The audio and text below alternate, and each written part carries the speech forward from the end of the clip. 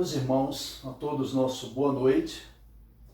Pela graça de Deus, mais uma vez, aqui estamos e neste momento vamos continuar com aquele estudo que estamos fazendo na carta de 2 Tessalonicenses.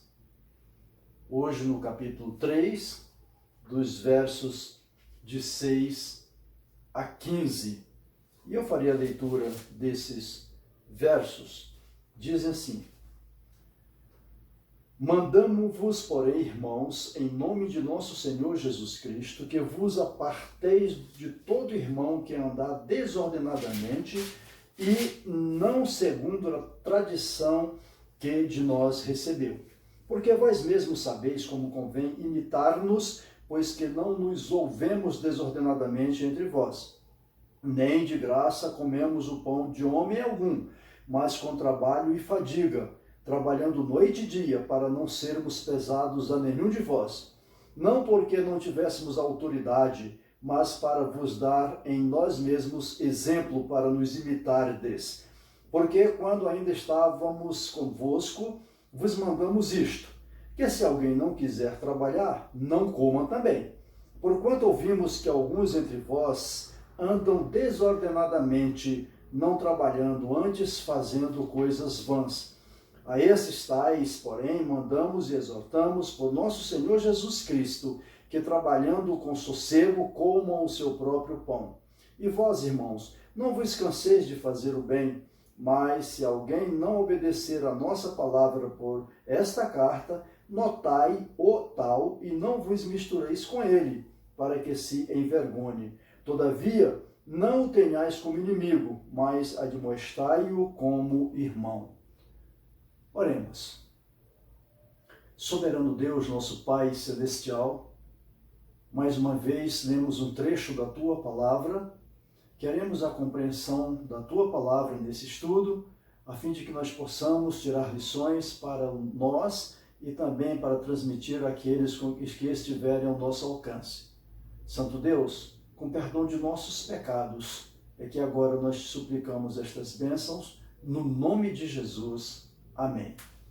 Meus irmãos, nos versos de 1 a 5, na quarta-feira passada, os irmãos viram que Paulo tratou sobre os ataques internos e externos à igreja de Tessalônica. Muito bem, hoje, dos versos de 6 a 15, nós veremos a disciplina na igreja. E nós entendemos que a disciplina ela é necessária, ao mesmo tempo que deve ser um ato de amor. Não simplesmente disciplinar, mas disciplinar com amor. O objetivo da disciplina é a proteção da igreja e a restauração do faltoso. Faltoso aqui, no sentido daquele que pratica a falta, que comete aquele ato contrário às normas, contrários aos ensinamentos. Esse estamos chamando de faltoso. Muito bem.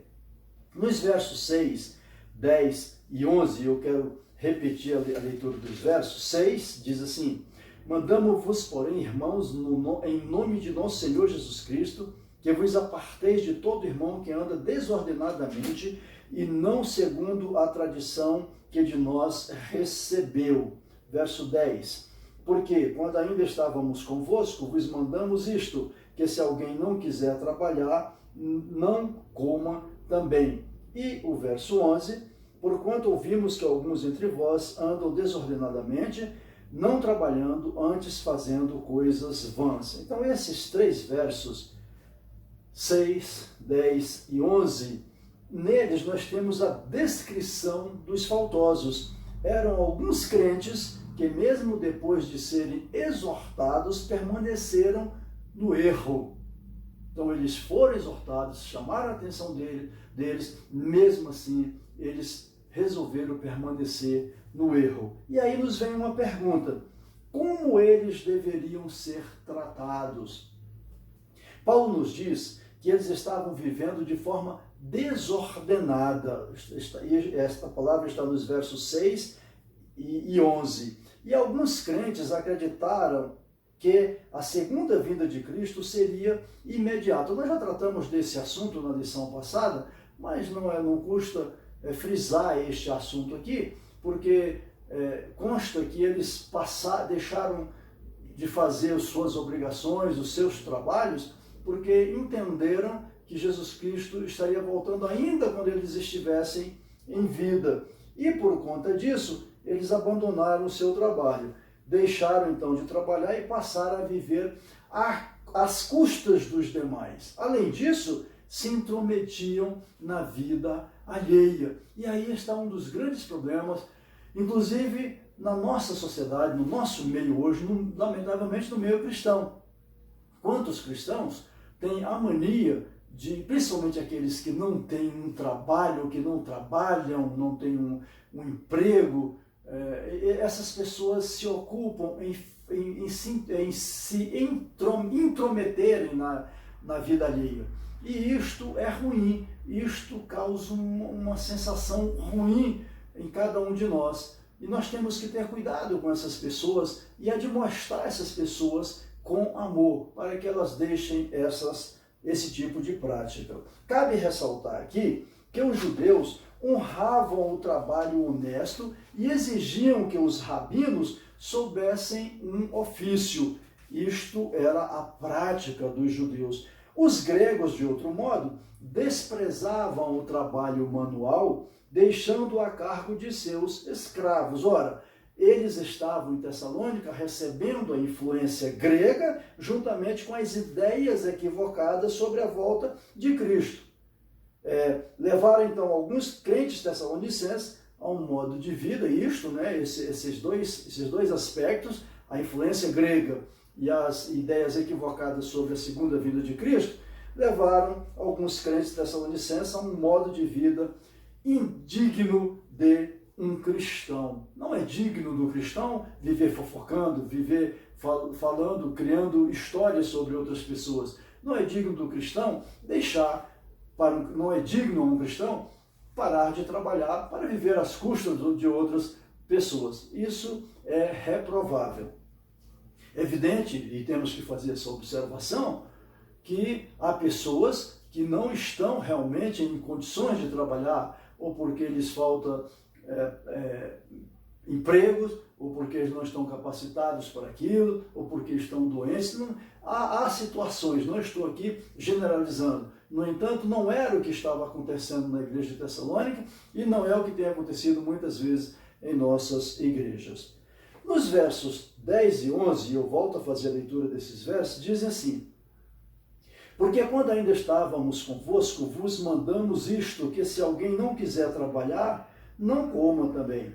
Porquanto ouvimos que alguns entre vós andam desordenadamente, não trabalhando, antes fazendo coisas vãs. Meus irmãos, nesses dois versos, 10 e 11, vemos que eles se renderam à preguiça.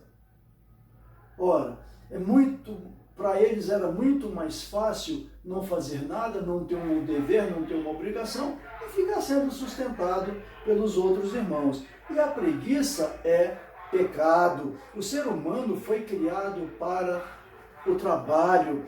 O trabalho dignifica e honra o ser humano.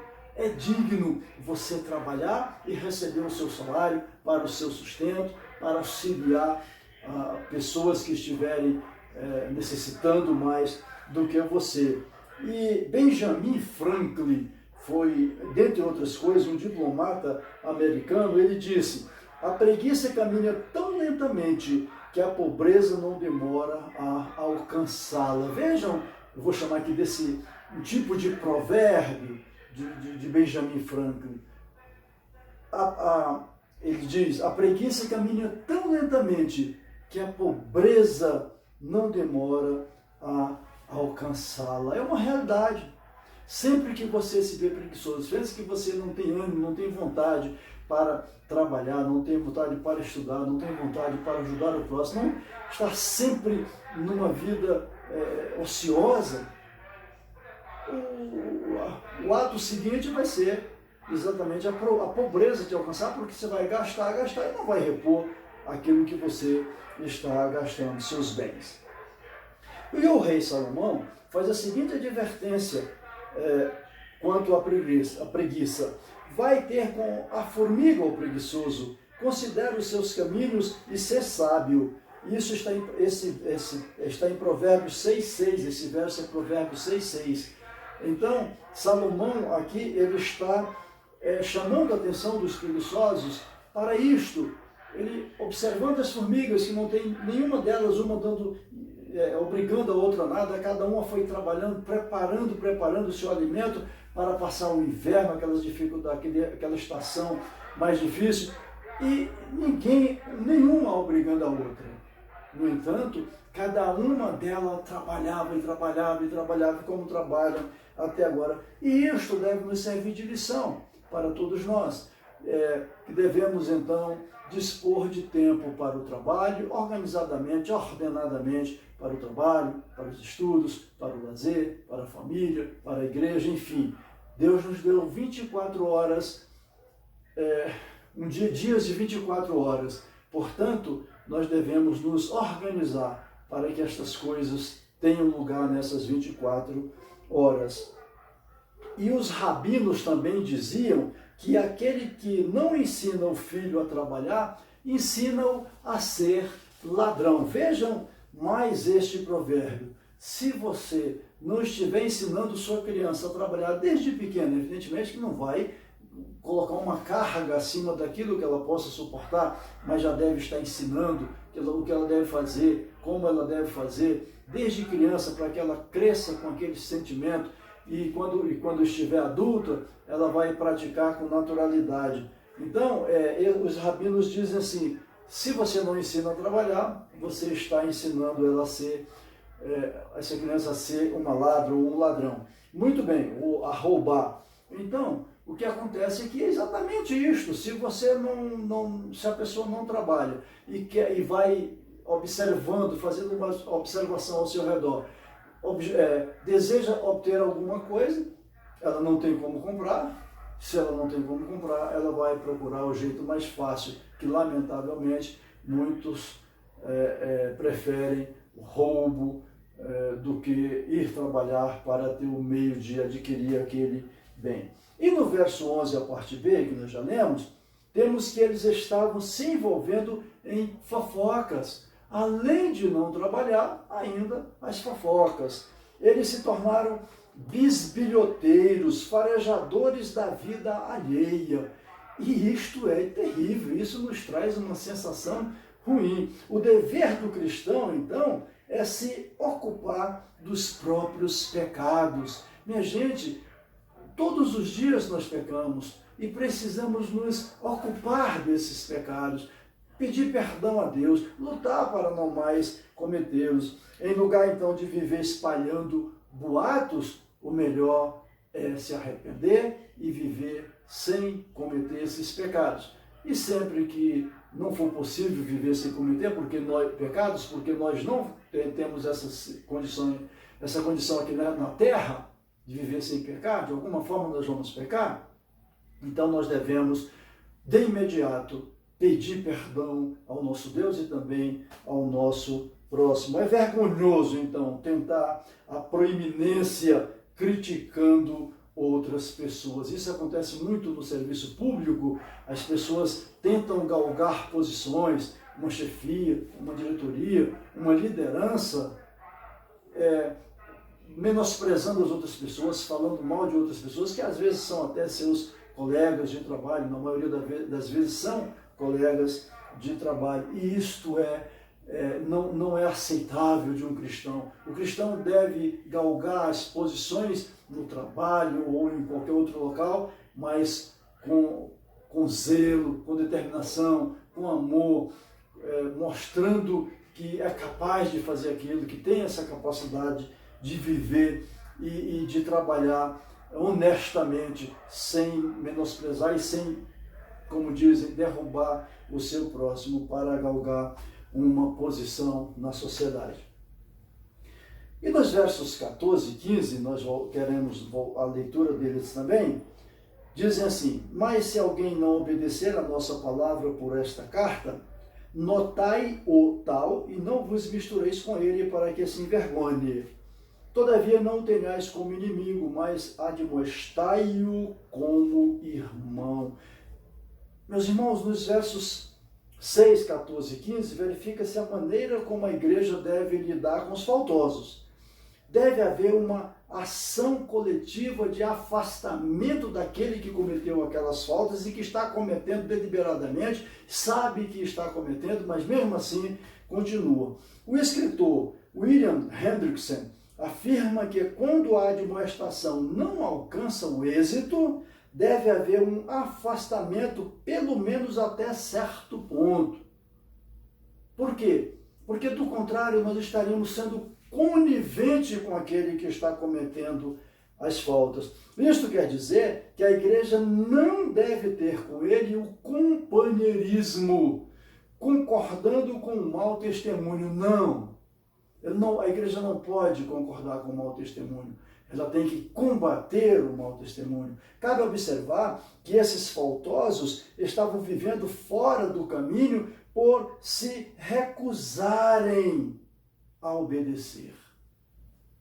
Eles não estavam ali inadvertidamente cometendo os erros. Não, eles sabiam que estavam cometendo aqueles erros e que estavam deliberadamente fazendo aquilo. Eles queriam fazer aquilo, eles tinham o desejo de fazer aquilo, deixar de trabalhar, viver às custas das pessoas, ficar falando mal dos seus irmãos, dos seus semelhantes.